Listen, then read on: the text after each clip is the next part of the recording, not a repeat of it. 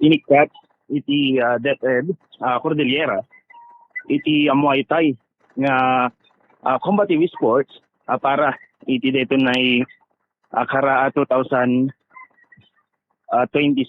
May palagip nga di last year ket adda daytoy nga maklaat nga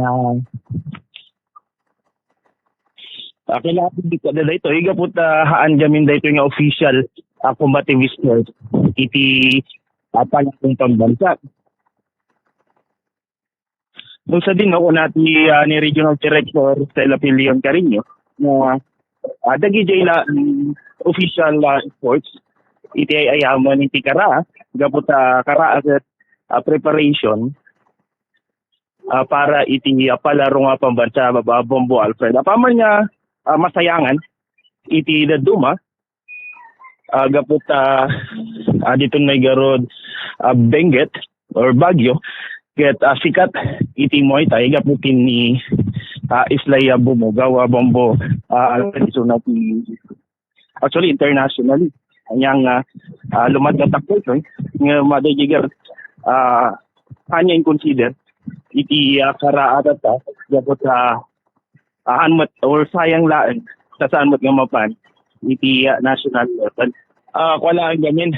Dahito kadakal ti concern na gapot dahito Muay Thai hanya kasla ti wrestling or hanya kasla iti taekwondo mas kunato mas brutal mas brutal gamin iti Muay Thai Bombo Alfred no sa din no kasapulan ngay iti mananay nga disiplina anay nga training tagamin tanog sikul daytoy ti may nga raton kaya tatay kay garot han pay amin nga sport ay when han amin nga school kaya dapat iti coaches para iti Muay Thai Bombo Alfred lang sa TV Arnis or taekwondo nga nalaka lang ti ako na tayo nagsapol iti coach na daytoy sa iti makabo at iti Manila iti talaga nga agbaling nga trade or agbaling nga coach para iti daytoy so medyo limited pa ko na tayo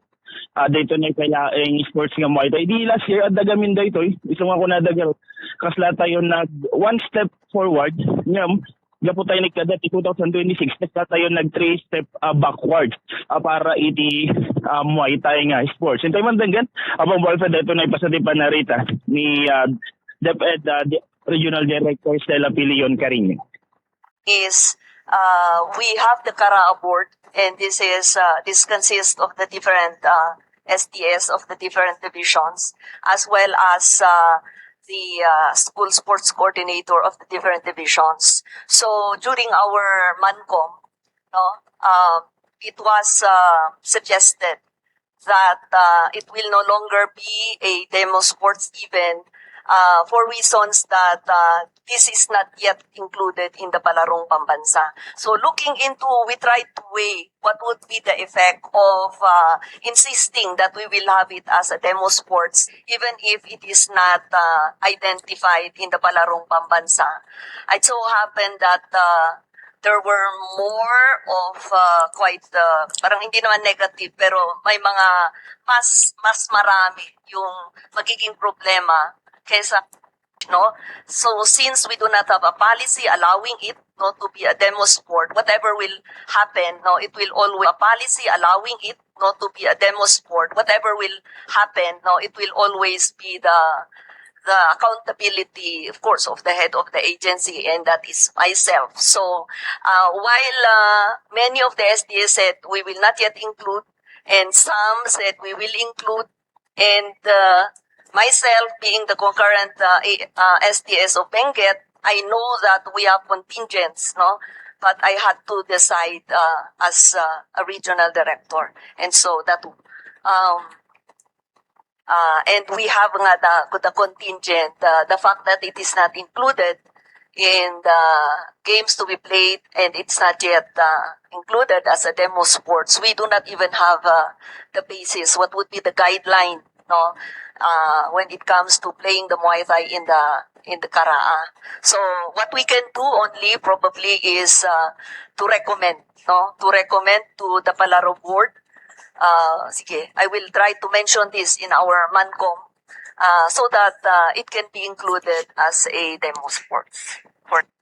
Dahil naman na Bombo Alfred, iti pa sa narita ni Regional Director. So, gaputa ti Muay Thai ket full combat sport gamin daytoy. Iso nga medyo risky para kadagiti estudyante o ko na tayo ni senior high school dagita.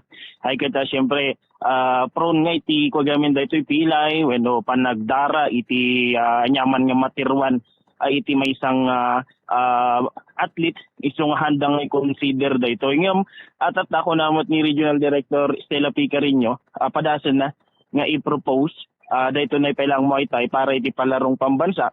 Tapno ko staket at least lagi dyan na talent tayo when no athletes tayo dito na Baguio Benguet ket ma-involve iti dayto. So ako na hanya mairaman dayto iti kara 2026 gapot ti main point na hanmot nga karaman dayto iti palarong pambansa Bombo Alfred.